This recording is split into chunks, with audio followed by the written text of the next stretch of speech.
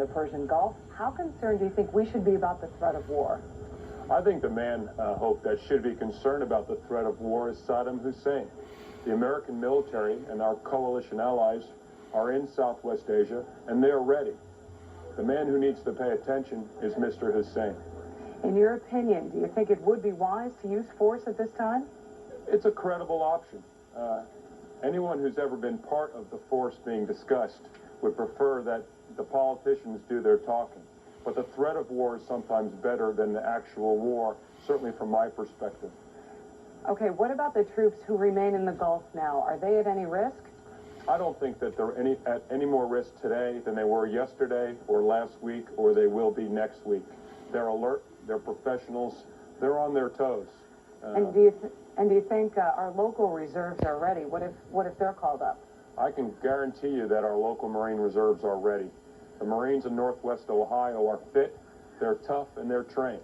And we prepare all the time for contingencies. We just wait the phone call. Our Marines are ready.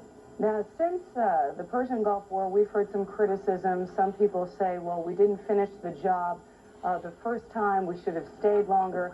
You were there. What's your opinion? I can tell you, I was in Kuwait City with the Saudi Marines the day of the ceasefire, and I was very glad that the ceasefire came.